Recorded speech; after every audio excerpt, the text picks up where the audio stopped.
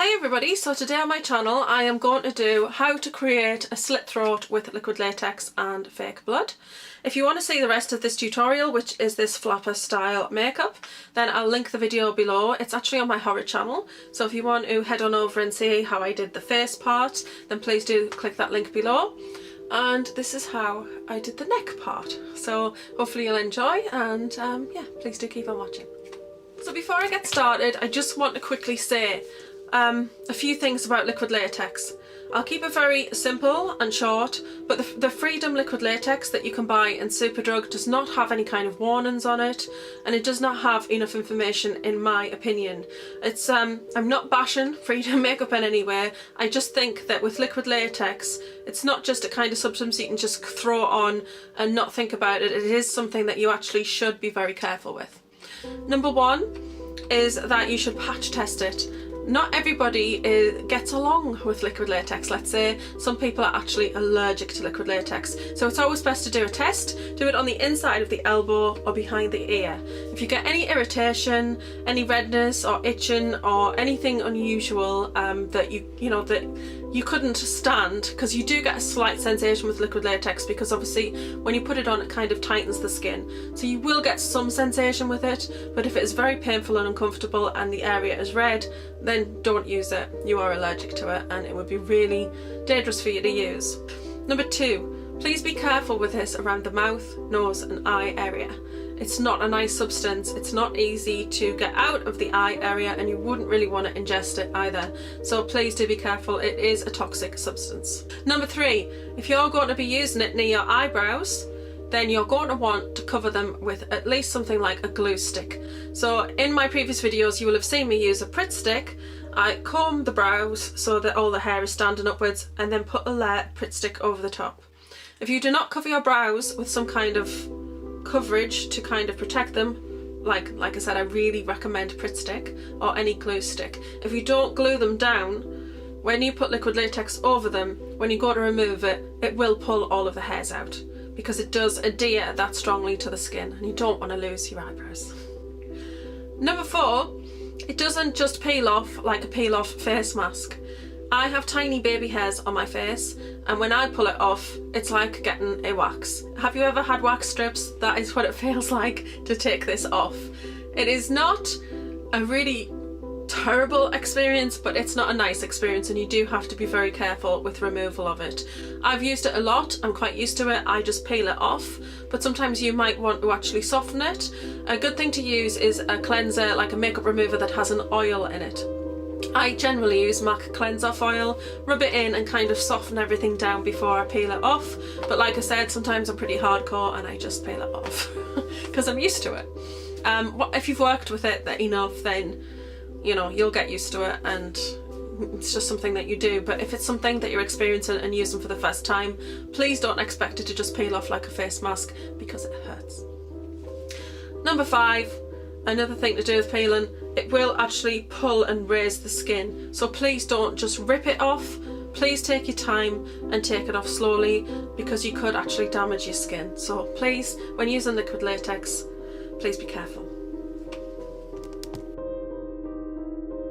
On to the SFX portion of this video. I'm basically applying the liquid latex with a sponge wedge, and I'm just applying it where I'm going to be putting the cut throat, and as you can see there, it's kind of just a rectangle shape across the neck.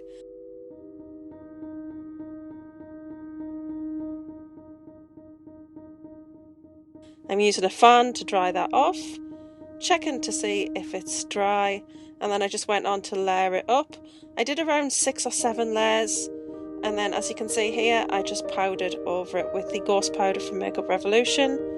I put on Ghost whitener on my chest and arms, time for a little dance, and then I started to try and create the hole in it. You want to be very careful when you do this, because you're using sharp implements. On sensitive skin you've got to be careful. But I basically just pulled at it and with some tweezers till I developed a small hole, and then I just put my finger in, pulled it slightly away from the skin and then cut it. And I just continued to do that all the way along, so I just put my finger in, pulling it off the skin slightly, cutting it, and did it all the way along like that until I got it to the desired length, which is pretty much across the whole of the front of the neck. As you can see, that is what I've created. And then I just pulled the edges away from the skin slightly, just because I want to add another detail in to make it look more of a deeper cut. So I just wanted to have the edges slightly pulled away so I could put something underneath them.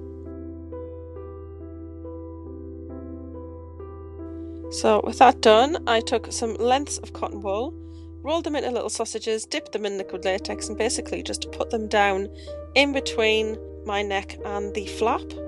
And it just gave a little bit of depth, and I used a little bit more liquid latex and just pressed that in on top of that just to seal those cotton wool pieces in, and then I dried it off.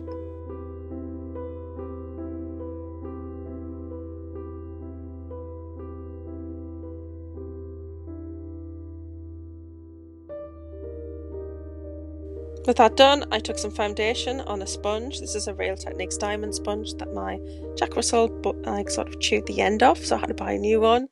So I just used it for this, and just put some foundation over the top just to kind of take away from that skin colour.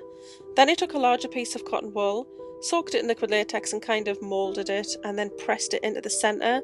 And it's meant to look like the neck bone, basically, like the cut is so deep it's gone down to the bone. And I just manoeuvred it and moulded it with my fingers. The liquid latex helped it adhere to the skin, and I was just basically moulding it. It took a little while to dry, so I did have some time to kind of manipulate it. Then with the same sponge, I added in a dark red colour inside the wound.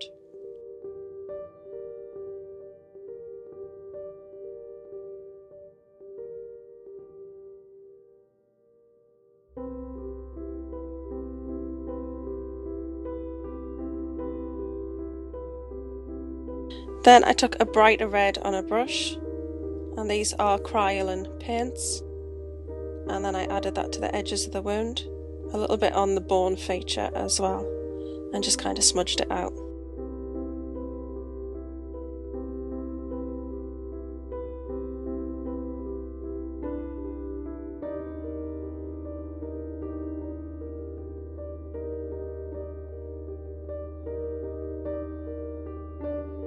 Then I smudged a bit more around the outer edges of the wound, just to give it a bit more of a realistic sort of look.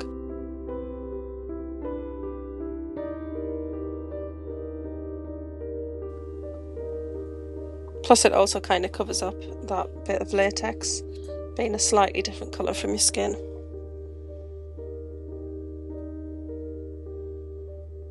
And it's just a case of layering here, so using the dark and the brighter red just to kind of layer it and give it some depth. Then this is the Freedom SFX blood. This is where it gets messy. So basically the bottom is kind of sticking out and you've got like a little edge there, so I just squeezed quite a bit of blood into there and allowed it to drip down from there, which was kind of a hit and miss experience, as you can see. I probably would use a little less blood on the outer parts of the wound if I did this look again, but there was quite a bit of blood there and I thought it looked really effective. And then I just smudged some of it that was on my chest, smudged it out slightly because then it gives you a brighter kind of red.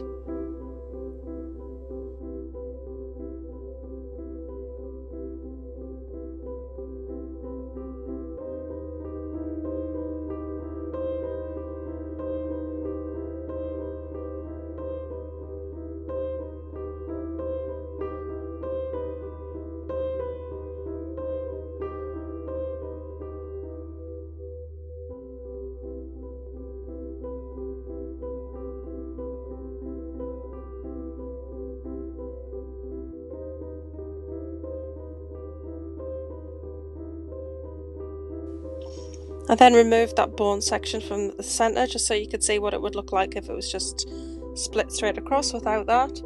Just had to add a little bit of the dark red into there, and then it is just an open wound without that feature.